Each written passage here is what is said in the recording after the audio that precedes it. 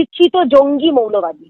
আর আজ যারা এই মেয়েটি, তার শুধু তার নাম নয়, তার বাড়ি, তার ঠিকানা, তার বাবার নাম দিয়ে তার জীবন বিপন্ন করেছে, এরা তো জঙ্গি মৌলবাদী ছাড়া আর কিছু নয়।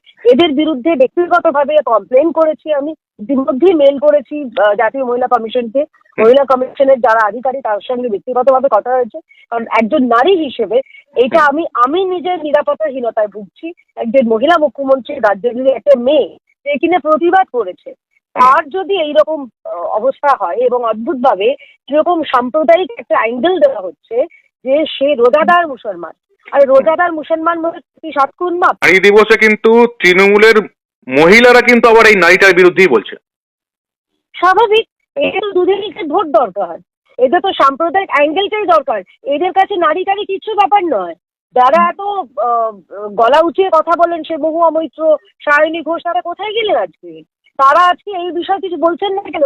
কেন এই মেয়েটির বিরুদ্ধে তারা যে উস্কানিমূলক মন্তব্য হয়েছে সেই বিরুদ্ধে একটাও কথা বলছেন না, যে মেয়েটিকে সমর্থন কেন করছেন না, কারণ সে প্রতিবাদ করেছিল। আর আমি আপনাকে বলছি, এখানেই তফাৎ। আমরা যদি সে দাড়িওয়ালা মুসলমান না হতো, যদি সে হিন্দু বৃদ্ধ হতো, তাহলেও সেই প্রতিবাদটা একরকমই হতো। কারণ এখানে মেয়েদের তাদের শ্লীলতাহানি করা হচ্ছে, এটা তো ভার্বাল মলেস্টেশন। এটার বিরুদ্ধে ভারতীয় ন্যায় সংহিতায় স্পষ্ট ধারা আছে।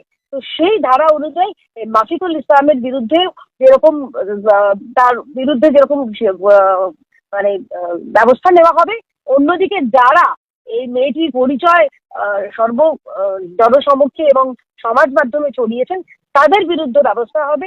নিশ্চিত থাকুন এই বিষয়ে।